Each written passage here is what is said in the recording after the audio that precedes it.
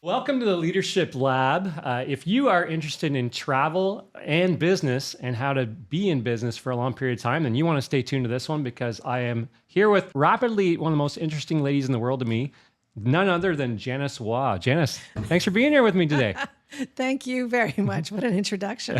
Awesome. No, it's great. Well, let's get into it. I know you've got a lot of... You come from a big family of entrepreneurs, and we've gotten to know each other over the last little bit. And every time I sit with you, it's just more and more and more. I'm like, this.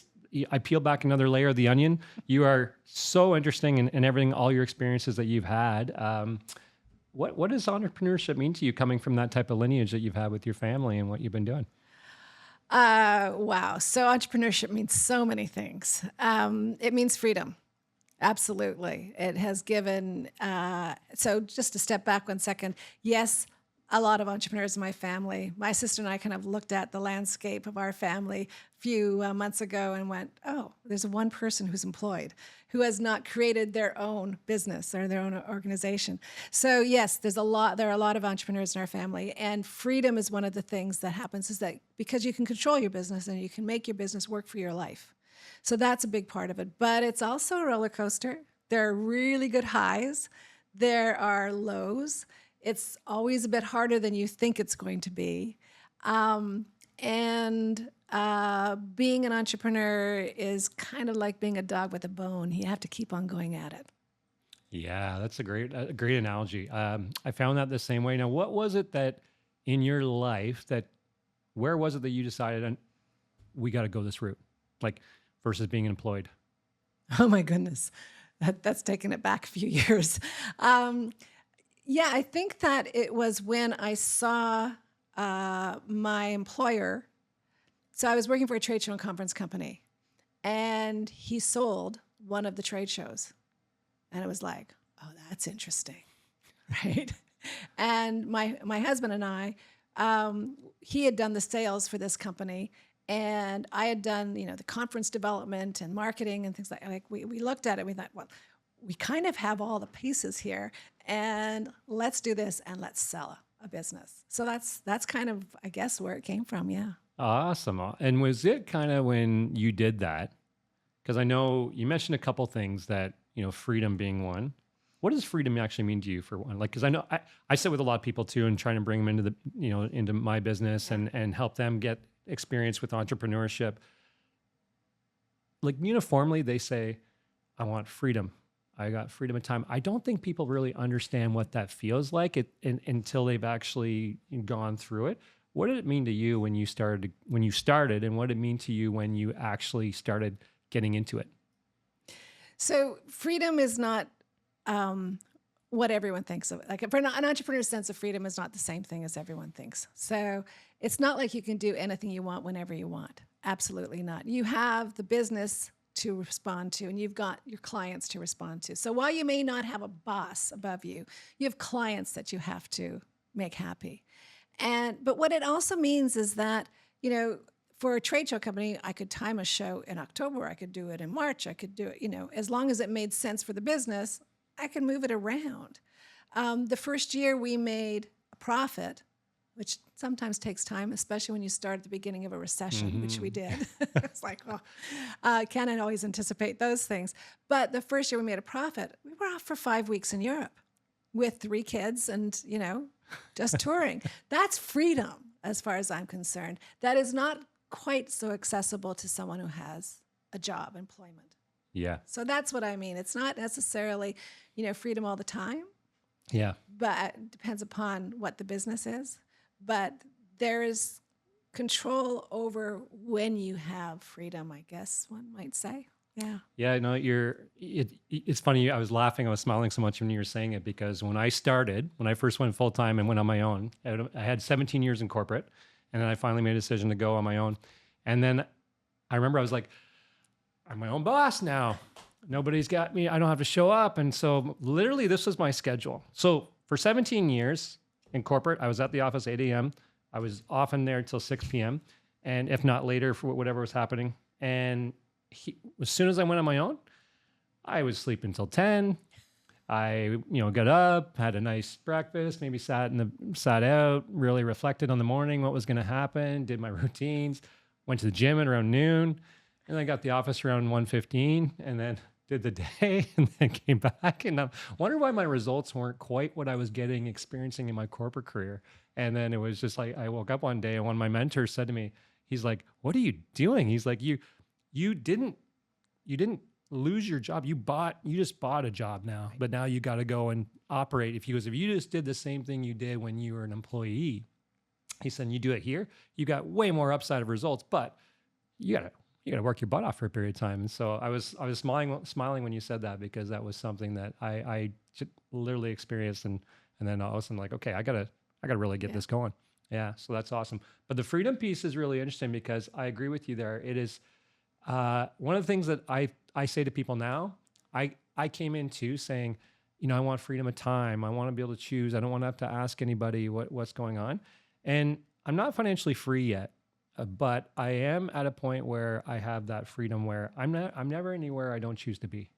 And that is freaking cool. Like, it really is. Like you said, you went to Europe, you didn't have to ask permission to do that. And that's a big thing that I think a lot of people would love to do, but just don't have the opportunity to do that in their workplace and things like that. What would you say to someone who is, because I think a lot of people, they talk about it, they want to do it. Why don't a lot of people make those moves? Why doesn't somebody take a leap in to try that out? Yeah, it's a leap. And I think that's the thing, is that people feel they need to have a certain amount of security behind them before they can take that leap. And I've taken the leap a few times. But typically there's been kind of rather than a sharp break from revenue, there's been a slow decline of revenue while the business revenue goes up. So for example, when I was, after sold the business and then traveled for a year, came back, and I was a freelance writer. And freelance writing is very free, though you do have clients to answer to, which is really important. But then I started the blog, the Solo Traveler, which is a travel blog. And I started that with no idea what the business model was going to be, no idea how it was going to generate revenue. So the freelance business, I continued while the blog grew, and slowly let go clients as the revenue started presenting itself through the blog. So sometimes it's a matter, you can dovetail, right? And if you can dovetail, that's great. But it's that leap of no revenue to it's going to have to come from you. That's why if you can kind of feed the two into one and another, it's a really great way to go. Not so terrifying, and enables you to make the leap. Yeah, I think any means possible, right? Use your skills to what you can do until you build other ones and get into another revenue stream. No, I love it. Speaking of solo traveler, I'm so interested in that. I think a lot of people are interested in travel out there today, right? Always have been. What inspired you to create that blog? Well, travel had been part of my life all my life. You can tell. The first thing we did when we made a profit is we traveled for 5 weeks, right? So travel had always been a big part of my life. But in 2006, my husband passed away. And it was a couple of years later, and I found myself kind of going into the grief cycle again. And it was February, and it was, I thought, no, I'm not going to do this. And for some reason, I just basically said to myself, I guess I'm traveling solo. And as a writer, my computer was there. I picked it up, Googled it, and what was there was very spammy. So I thought, I'm going to start it, right? It was the beginning of blogs. It was early days for blogs, but I was aware of them. And so, yeah, I opened up a Twitter account, and off I went. Incredible. Yeah. Incredible. That is one of the biggest things I think we all have, kind of an analysis paralysis when we have an idea, or we have that inspiration comes in, or like, oh, I should do something, I should do this, I should make a move. And then, fear sets in. Well, what do you think, what is it about you that gets you to like, just go and do that? Like, I think that's so cool. Yeah, I don't know. I don't overthink things, which is not always good. right? I have an editor who overthinks things, which is really great to have someone to counterbalance me when I'm thinking forward in the business and what's next. So, but I don't overthink things. If it seems right, I did ask my niece at that day I was taking her to the museum, and she just came back from a trip in Central America. And I said, "What do you think about this?" And she says, "Great." Okay, that was enough. So the next day I started, right? So yeah, analysis paralysis. I think that does happen for a lot of people. For some reason, it doesn't happen for me. The other thing about this, though, about Solo Traveler, was that I had been writing, freelance writer, I'd been writing for other people, writing in corporate voices, writing in the voice of their brands, that kind of thing. Whereas this was an opportunity to write in my own voice, write, what I wanted, and the like. So that was freedom. Sure. Right, from the freelance writing business. Very, very neat. Now, who did you do that for? Solo Traveler? Yeah. For myself first, and I think that's where the freedom comes in. Mm-hmm. And then as we got readers, and I realized that there were like 8 people on the site, and I was pretty sure my mother was on the golf course, so that was a really good sign, right? So as it kind of grew, it becomes for the audience, right? When did you realize that this thing's really gonna, this is gonna have a mind of its own? Because you've grown this now to like over 60,000, right? Like subscribers or something like. Yeah, we have 60,000 subscribers. We've got more than 250,000 on Facebook that are active. So, they say it's when you hit 1,000 subscribers, 1,000 people in a community, whether it's Facebook or Instagram or whatever. I think there's truth to that, because then it seems to grow organically, and then it stops from being simply for my own purposes. Then it becomes what do the readers need, because they are now my clients. Mm-hmm. Okay. So that's the movement there. And then how did you gather all that? Were they reaching out and saying, "Hey, can you do this, do that," or how did that kind of take shape? It's actually more of reading the responses of people. So here's an example. 10 years ago, because the blog's been around 15 years now. 10 years ago, 12 years ago, whatever. If we put up, are you concerned about eating alone? Everyone would be like, "Oh my God, it's the worst thing, eating alone," right? Feel so, vulnerable, like everyone's looking at me, things like that. You put that up now, and you get no response. It's like, that's ridiculous, right? That's not how people feel right now. So it's by putting out questions and seeing what the responses are and seeing the shift that we learn from our readers what they need, right? Yep. And then we accommodate it by digging in, doing research, running out, traveling, having experiences, and being able to provide, what they're looking for. Yeah, very cool. It's funny when you're talking about eating alone. It just came in an old memory when I first moved to Toronto, and I moved with my company in corporate, and I was downtown. And I was coming from Ottawa. This didn't really happen in Ottawa, and I'm from a small town, so Ottawa was a big deal for me at that point. Then moving to Toronto was a huge deal, and taking, working downtown, taking the subway, not taking my car.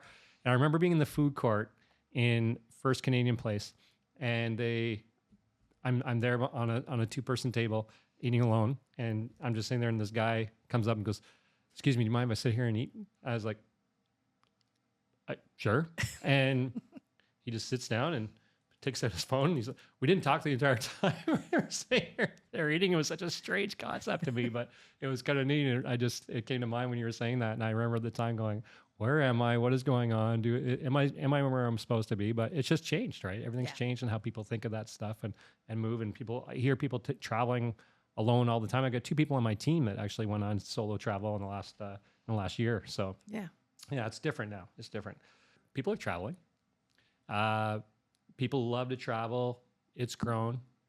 What is the next step? What is the vision for solo traveler now? The future of this is like it's strong. It's very strange that for the last at least 10 years, when you look at the research, solo travel has been a top trend. It's like, how can it be a top trend for that long? It's very strange. But yes, it does continue. More people are discovering the value of going out in the world on their own.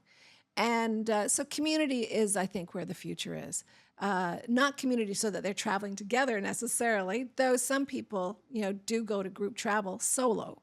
And that too is a legitimate form of solo travel. But a sense of community where people can exchange ideas, exchange experiences, and gain from those experiences.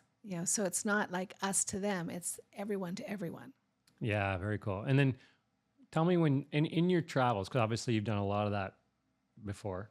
What is the funniest moment that you've had that in your travels, and maybe it could be just in your business? What was something that just stood out really memorable that you're like, that was a really funny moment that I look back on now?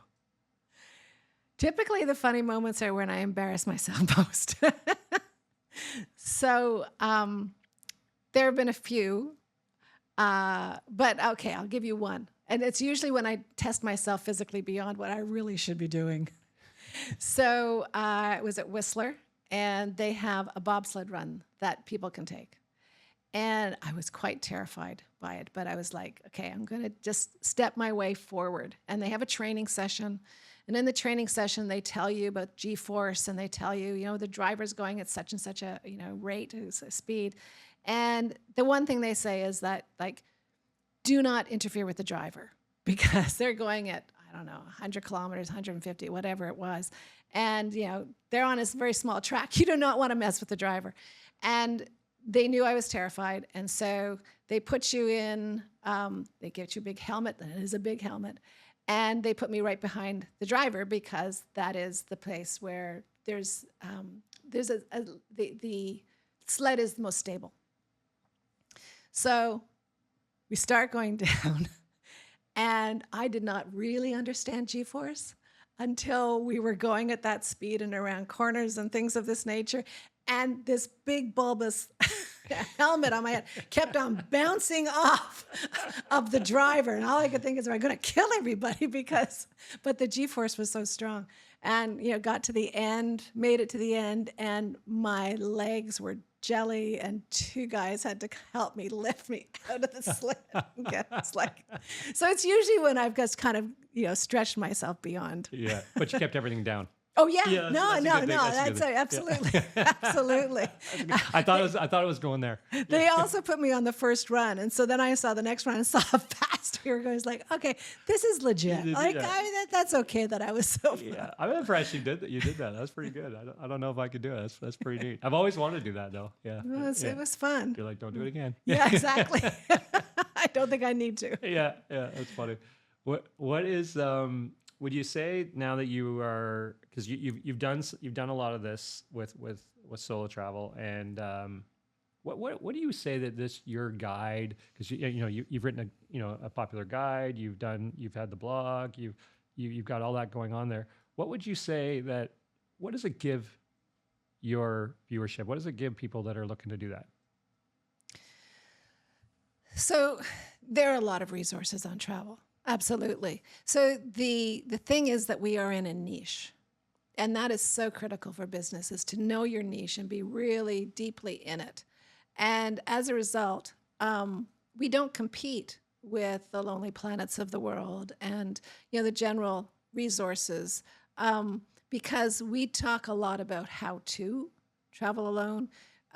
We talk a lot about what it is to travel alone, what it feels like, So being in our niche makes us do something completely different to the general travel information that's out there. Yeah, being able to be kind of deeper focused with them and know what they want, right? Yeah, that's great. And then now you've shifted of late to something called North Star Startups. And tell us a little bit about that. So North Star Startups is a grassroots, volunteer-run charity / nonprofit. And what we do is we focus on Scarborough, Ontario, and because that's where I live. And Scarborough is an underserved part of Toronto. And we work with people who are food insecure and financially insecure, people who are on social assistance, or are underemployed, and help them create self-employment opportunities, side hustles, very, very small businesses to either supplement their income or let them grow that so that it is their primary source of income and that they have greater financial security. They're not dependent upon food banks. Confidence is probably the most significant thing that when we ask the entrepreneurs, so, we have provided you with a mentor. We, financed the startup costs. We, have workshops. We, all these practical things we do. And so what, when we ask just point blank, like, so what has North Star done for you? Confidence. You've given me confidence, right? And that's a pretty big deal. So there's kind of a mindset shift as well as the financial benefit of it as well. So that's basically what we do. I love that you said that because I have believed for a long time people really focus on skill sets or the words and all those things, and they need to.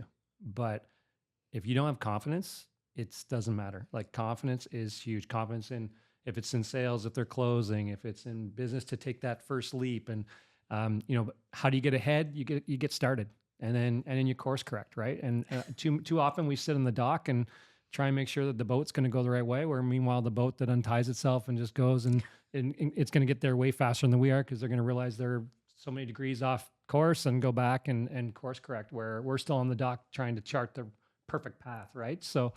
I think confidence is a huge thing and I love that you do that. Now, what was it that really triggered you? Because you've got this successful business going on. You've had other successful careers and businesses before that. Why this? Why did you get into that? Well, it's a combination of things. So when COVID was declared, I was in Morocco traveling. And I returned knowing that our business was not going to be doing much. And that I had a runway where I could volunteer more than I had been. I've been a volunteer most of my life in various capacities, but the thing about the travel business was that I was traveling 3 months a year or so. I'd be a very unreliable volunteer.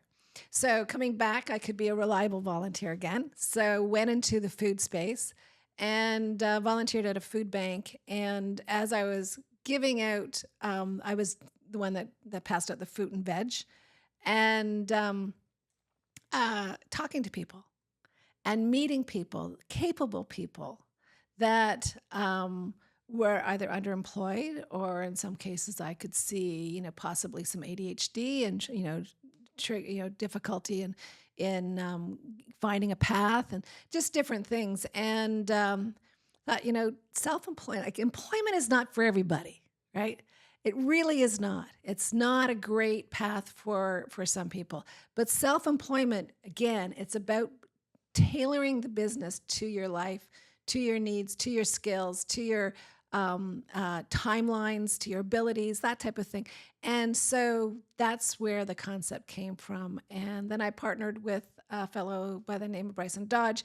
And so the two of us kind of took that on and started North Star, which is basically a business incubator, but a different business incubator in that we don't accept people that would be normally accepted by other business incubators. We're looking to support people that have dreams, have drive, and want to move forward with self-employment. And as I say, that could be a side hustle. And it could always be a side hustle. It doesn't have to be, but that side hustle can change life. Huge. You're striking a chord with me because you and I shared this before about when we were chatting off camera, but my business, I do the same thing. And many people, like I left a corporate career for 17 years and came into this, and everybody's like, well, if you're going to come into the financial industry, why are you shifting industries? And B, why here? Why where you're at? And it was because if I was going to leave my career, the stability, all that type of stuff. My dad even called me going, man, what are you doing? You're a sucker for punishment. Like every time you really start to where you can reap the rewards and just take it easy, you go to the next thing. You go to another challenge. And it was because the people that I wanted to help, I said, if I'm going to be in business, first of all, I want to be in business, much like you. I kind of came to it probably later than you, but I want to be in business. Most people don't know where to start. They don't know what to do, all those things. And I kind of found a system here to do that. But also, I want to be in something where I could tangibly see I was helping people. And my corporate career, we were B2B. You weren't helping people do that. But I feel that here, like I was able to see the person, the family across the table, the business owner across the table that really needed that help. And I could see that being done. And more importantly, like, I had dreams that oftentimes I think, when we're kids, we have, so much enthusiasm. We're going to rule the world. We're going to be this, we're going to be an astronaut, all these things. Right. And then we need to pay bills when we get to school. And then we often, those dreams get shrunk to our reality versus, what our income is and what our job position is versus what we can really accomplish in our potential. So when you said that, like someone who has dreams and drive, like I build a team and I bring people into our industry and we train them from the ground up, no experience, much like your in your incubator, same thing. And I love that. Like I've fallen in love with that because yeah, we get a lot of people who don't work out, but we get a lot of people who do. And when you can have somebody where you can show them what they don't see themselves and having faith in what you cannot see and you can take them to that next part. To me in life, there's nothing better than that experience to be able to do that and share that with people. So I had people going like, why don't you come here and work with the high net worth? Or why don't you come here and do that? Like, this is easier. And I'm like, they're not my people and they're not what I want to do. And so this is, I want to be in entrepreneurship and I want to help others have that gift. And there were many times, like you said, like I was like, did I make the wrong decision? Like, all these things like, but once I got to that point where, it's been such a blessing and I could see that in your life too. It's been amazing. Yeah, very rewarding. Yeah. Very, very rewarding, very satisfying. Yeah. And a tribute to the people that have the courage to try. Yeah. And that's the thing. It's like they don't see the forest through the trees, right? Or you can see it's a lot of work. You're going to challenge yourself. You're going to learn a lot about yourself. Somebody told me like at the start, they're like, you're going to learn a lot about yourself. I'm like, I'm almost 40. I think I know by now, right? And they're like, no, you're really going to learn. And they were right. Like I was like, I didn't realize I had this or that. And I had to overcome some things and learn some things and develop and all those things. But it's been such a blessing when I look at myself today from the day I started and went full time and did this on my own. I look at life, I look at the world in a completely different way. Yeah. And it really is. And it's that confidence and it's just being around people and I love to help others have that too. So, yeah. It doesn't stop. I ran a workshop last Thursday for our entrepreneurs and I'm running the workshop and listening to the speaker and going, oh yeah. Oh, yeah, okay. Yeah.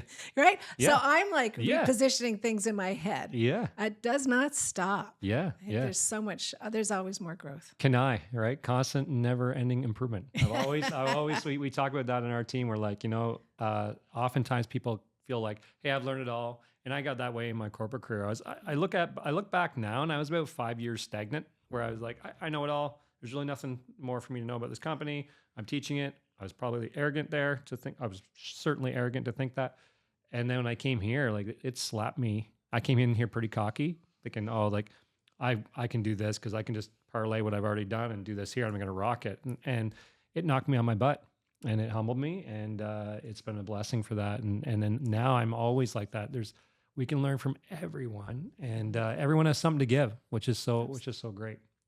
And I just love the dreams. And I think just for me, that's my passion is I really want people to, I think it's a shame that people, there's kind of a saying that we have that was thrown out and I don't know who said it, but they say, most people, they may bury them when they're 80 or 90 or 100, but they really died their spirit died when they were 25. Oh. And it's such a crazy thing, right? Because we get into those, into that job and then their dreams go away and what's possible for me and all those type of things. So I love being able to, reinvigorate that in them and let people see what is possible and you can really do different things. And that confidence you were talking about is huge. Yeah. So for you now, what would you say is the biggest change that you've seen in yourself over the course of your journey here in entrepreneurship and in work and life? I would say that it is probably confidence. right? The confidence that I can do this. Interestingly, I'm an introvert. My husband was absolutely an extrovert. And, out of terrible things, some good things can come. And one of the things when he passed away, it was up to me. And I learned, not only through business and pushing forward myself, but that I had grown in ways that I didn't realize, but kind of behind a little bit because he was so extroverted. And so the combination of continuing on with new businesses and doing that basically solo. I have partners now, of course, but yeah, just the confidence kept on growing and realizing the range of skills that I have, and that doesn't have to end. That I can keep on growing and keep on learning, and you know, I got a lesson last night when I was running a meeting. It was like in the morning. It's like, oh yeah, that's right. That would have been better, right? Yeah. Yeah. Yeah. There's always learning to do, which is pretty exciting. So on that note, when you see a big barrier or like I have no idea how to do that, I have no idea how I would take a first step. How do you view that today versus what you would have done at the beginning? Well, first off, we've got the internet. So Yeah. at the beginning, there wasn't that. So Yeah. it was just a matter of really figuring it out. Yeah. I'm a great believer in being employed to get an education for how to run a business, right? Love that. Yeah. So, my employer was very, that time working for a trade show and conference company, which then, we replicated in a different city in a different industry, was very beneficial. So, there is that. But to go back to your question was Yeah, like if you see a challenge, because what I see Yeah. today in a lot of people is I don't know the next step, so I can't. And I have no idea. I don't have that background. Like even for me, like financial industry, I had no background in it. I didn't take that in school. I took business in school, but I didn't take financial at all. No. So getting back to people thinking I was crazy, they're like, why would you leave that career? You're making this money, you're doing all those things, you're a director, all these things. Why would you leave that now at this age, your late 30s, and go do this? Why? And take an income hit, all those things. But when you see different things that you don't have that next step or that clarity. And a lot of people, I think, just kind of shrink back and go, well, can't do it. Let's just sit on the couch. How do you think you are like from the start to now? How do you look at those type of problems? It's not that different. It's you look to your network and you ask questions, right?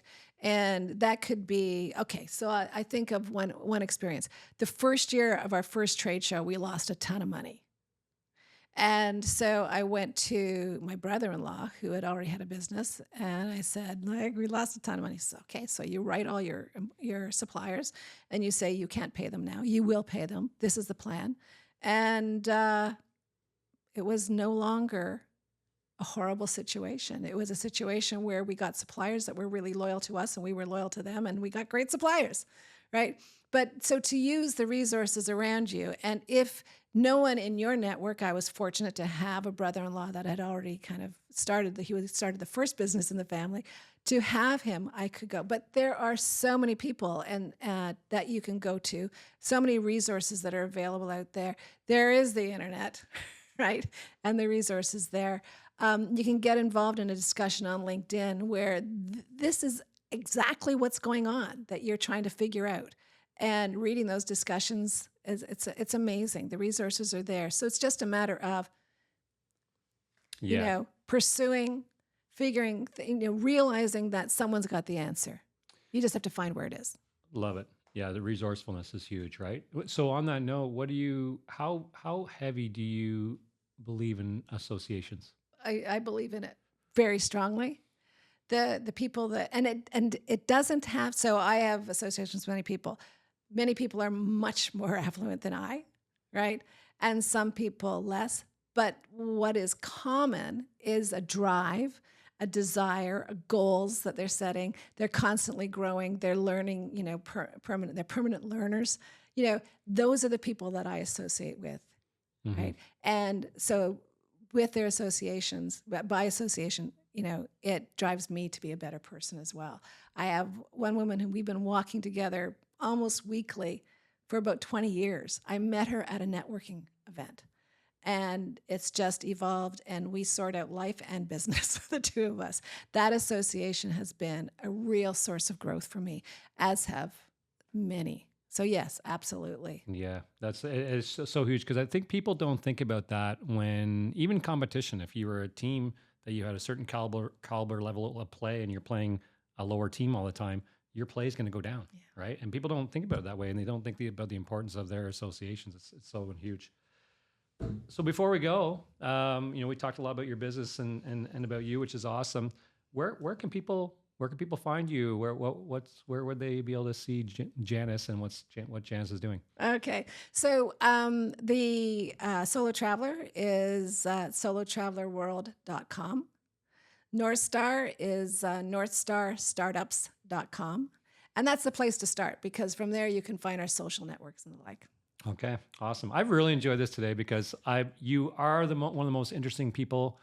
Every time I sit with you, and even more today, another layer of the onion came back today for me to hear more, and I just love our chat. So I really appreciate you doing this and sitting with me today. Thanks a lot, Janice. Thanks so much. Yes, I've enjoyed it as well, for sure. Appreciate you. Yeah.